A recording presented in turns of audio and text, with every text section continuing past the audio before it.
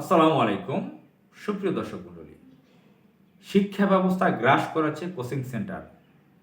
আজকে দৈনিক আমার দেশ পত্রিকায় খুব সুন্দর একটা রিপোর্ট হয়েছে। আজকে আমি যখন কথা বলছি 11 এপ্রিল 2025, দৈনিক আমার দেশ পত্রিকার ব্যাক পেজে একটি শিরোনাম হয়েছে, শিক্ষা ব্যবস্থা গ্রাস করছে কোচিং বাণিজ্য। শিক্ষকদের কোচিং বন্ধের নীতিমালা অকার্যকর, ক্লাসে আগ্রহ হারাচ্ছে শিক্ষক শিক্ষার্থী, বাড়তি খরচের চাপ ও ভোগান্তিতে অভিভাবকরা, প্রশ্ন ফাঁসের আখড়া কোচিং সেন্টার। দেশের শিক্ষা প্রতিষ্ঠানের পাশাপাশি কোচিং প্রাইভেটের প্রচলন দীর্ঘদিন ধরেই। ক্লাসে পড়াশোনার ঘাটতি, দুর্বল শিক্ষার্থী বা বাড়তি শিক্ষা অর্জনের আগ্রহীদের প্রয়োজন মেটাতেই মূলত এসব কার্যক্রম চলে আসছে। তবে সহায়ক এই কার্যক্রমেই বর্তমানে গিলে খাচ্ছে শিক্ষা প্রতিষ্ঠানের মূল শিক্ষাকে। সুযোগ সন্ধানীদের দৌরাত্ম্য বর্তমানে কোচিং ও প্রাইভেট বাণিজ্য মহামারী আকারে ধারণ করেছে। শিক্ষা প্রতিষ্ঠানের পাশাপাশি শিক্ষকদের প্রত্যক্ষ ও পরোক্ষ সহায়তা ছাড়াও ব্যাঙের ছাতার মতো গড়ে উঠেছে প্রাইভেট কোচিং সেন্টার। এতে একদিকে শিক্ষকরা যেমন ক্লাসের পরিবর্তে প্রাইভেট কোচিংয়ে বেশি মনোযোগ দিচ্ছেন, তেমনি শিক্ষার্থীরাও ক্লাসের প্রতি আগ্রহ হারাচ্ছে। স্কুলের পাশাপাশি কোচিং প্রাইভেট দীর্ঘ সময় লেখাপড়া নিয়ে ব্যস্ত থাকায় শিক্ষার্থীরা শারীরিক ও মানসিক নানা অসুখে আক্রান্ত হচ্ছে। প্রয়োজন না থাকলেও এখন অনেকটা বাধ্য হয়েই এসব প্রতিষ্ঠানে ভর্তি হতে হচ্ছে শিক্ষার্থীদের। এতে বাড়তি খরচের পাশাপাশি ভোগান্তিও বাড়ছে অভিভাবকদের। অন্যদিকে প্রশ্ন ফাঁস সহ নানা অনৈতিক কর্মকাণ্ডের আখড়ায় পরিণত হচ্ছে কোচিং সেন্টারগুলো, যে কারণে চলতি বছরের এসএসসি পরীক্ষা শুরুর দিন 10 এপ্রিল থেকে 13 মে পর্যন্ত দেশের সব কোচিং সেন্টার বন্ধ থাকবে বলে জানিয়েছে শিক্ষা মন্ত্রণালয়। তো এই যে ব্যাপারটা কোচিং সেন্টার, এটা বেশি আমার অভিজ্ঞতা রয়েছে, বিষয়ে মোটামুটি ভালো অভিজ্ঞতা রয়েছে। একাডেমিকভাবে খুব ভালো লেখাপড়া করতে পারিনি ভালোভাবে। অনেকের ছাত্র জীবন বলতে যে ভালো একাডেমিক ভালো লেখাপড়া করে, ওইভাবে একাডেমিক খুব হাই পর্যায়ে আমি পারিনি। এখনও লেখাপড়া চলছে, কিন্তু আমার জীবনে আমি বহু প্রাইভেট কোচিংয়ে পড়েছি, প্রাইভেট টিচারের কাছে পড়েছি। বারবার স্কুল চেঞ্জ হয়েছে, স্কুলে 10টা স্কুলে পড়েছি।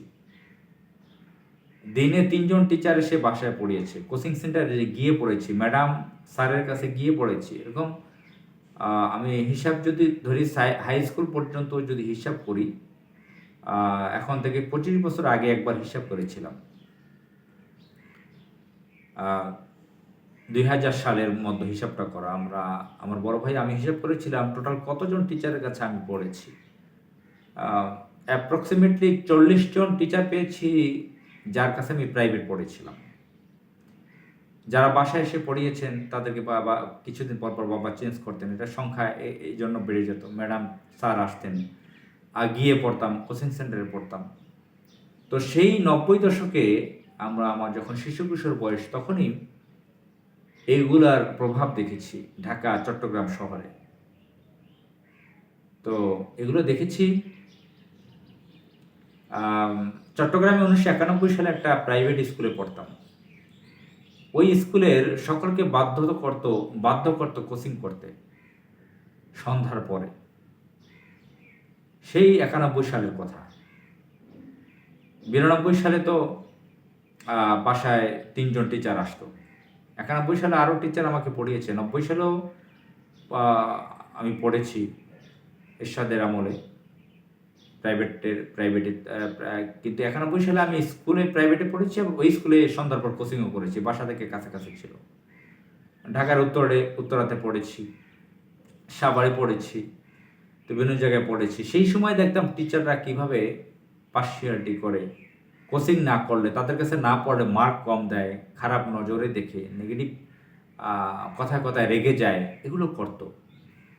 আর আমাদের সমাজে যে কালচারটা হয়েছে এখন, যার ছেলে মেয়েদেরকে যদি কোচিংয়ে না দেয়, প্রাইভেট টিচারের কাছে না দেয়, তাহলে সমাজে তারা মূল্য পায় না, তাদের দাম কমে যায়, তারা জাতে উঠে না।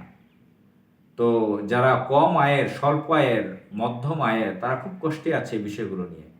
অনেক গৃহিণীরা আছে, বাচ্চাদের মায়েরা আছে যে একাডেমিক উচ্চ শিক্ষিত, কিন্তু তাদের বাচ্চাদেরকে পড়ায় না, যে আমাদের নিজেদের বাচ্চারা আমাদের কাছে পড়তে চায় না। তারা তার হাজব্যান্ডকে বাধ্য করে টিচার রাখার জন্য।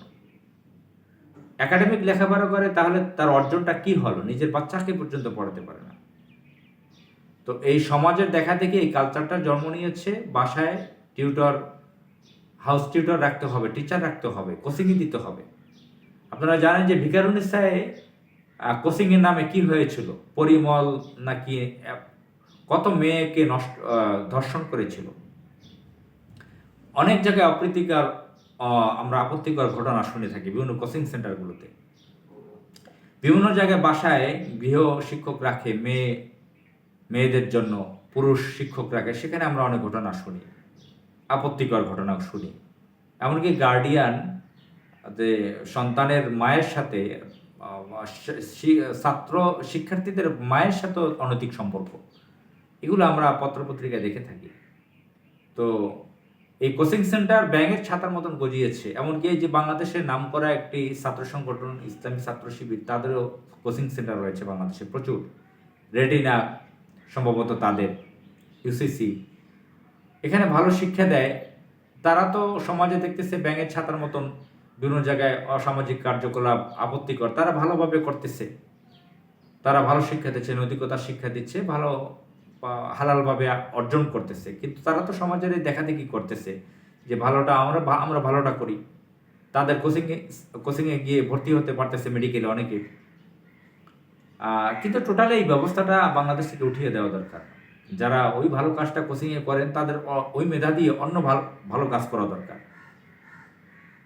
নিশ্চয়ই ইসলামী ছাত্র শিবির অন্যদের থেকে তো ব্যতিক্রম করবে, ভালো করবে, সেটাই স্বাভাবিক। তাদের আদর্শ তো, আইডিওলজি তো ইসলাম। কিন্তু টোটালি বাংলাদেশ থেকে কোচিং সেন্টার উঠিয়ে দেওয়া দরকার। ভিন্ন আয়ের ভিন্ন ব্যবস্থা, যারা শিক্ষার্থীরা বাসায় বাসায় গিয়ে পড়েন, তাদের অন্য ব্যবসা খোঁজা দরকার, পার্ট টাইম। আর গার্ডিয়ানদের উচিত হাউস টিউটর না রাখা, না পারতে এটা সমাজের মানুষকে বাধ্য করতেছে। ক্লাসের শিক্ষকরা ভালো পড়াচ্ছে না, মোটা অঙ্কের বেতন পাচ্ছে। আবার প্রাইভেট নর্মাল স্কুলগুলোতে হাজার হাজার লাখের উপরে স্কুল রয়েছে সম্ভবত বাংলাদেশে, সংখ্যা ঠিক মতন বলতে পারলাম না। তো প্রাইভেট স্কুলগুলোতে, অধিকাংশ প্রাইভেট স্কুলগুলোতে শিক্ষকদের খুব কম বেতন দেয়। তারা বাধ্য হয় বাসায় বাসায় পড়াতে চায়, কোচিং করে। তো এই সমস্ত স্কুলের শিক্ষকদের বেতন বাড়ানো দরকার।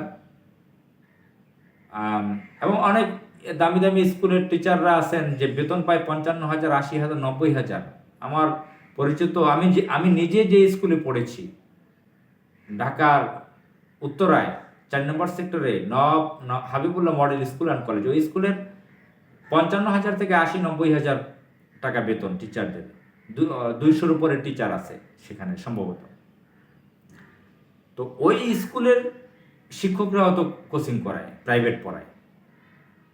এরকম তো আরও স্কুল আছে ঢাকায়, তারা ওই টাকা দিয়ে ঢাকায় চলতে পারে, ফ্ল্যাট বাসা রেখে ছেলে মেয়ে পারে, বা পার্ট টাইম অন্য একটা ব্যবসা করতে পারে। কিন্তু তারা জানে যে এখানে বাসায় ছাত্র পড়ালে বা কোচিং করালে বেশি টাকা পাওয়া যায়। এই ব্যবস্থাটা বন্ধ করা দরকার। এমার্জেন্সি না হলে, অনেকের এমার্জেন্সি প্রয়োজন হতে পারে, কিছু ক্ষেত্রে প্রয়োজন হতে পারে, কিন্তু অ্যাভেলেবল গ্রামে, শহরে, মফস্বলে সমস্ত জায়গায় কোচিং প্রাইভেট ছেয়ে গেছে, ব্যাঙের ছাতার মতন কোচিং সেন্টার। এটা নিজে আমি ভুক্তভোগী, 80 দশক 90 দশকে সেটা দেখে আসছি। আমার বড় ভাইতে সে 80 দশকে পড়েছে, 86 সালে, 85 সালে। আমি এরশাদের আমলে 90 সাল থেকে পড়ে আসছি। এগুলো আমরা নিজে প্র্যাকটিক্যাল দেখে আসছি, প্রত্যক্ষ করেছি, ভুক্তভোগী, অভিজ্ঞতা সম্পন্ন। এবং বর্তমানে এই প্রজন্মকে সেটাই দেখতেছি। এই ব্যবস্থা থেকে বাংলাদেশের তরুণ প্রজন্মকে রক্ষা করা দরকার। স্কুল কলেজগুলোর শিক্ষকদেরকে অ্যাক্টিভ হওয়া দরকার, অ্যাক্টিভ করা দরকার, গভর্নমেন্টের সেটা করা দরকার।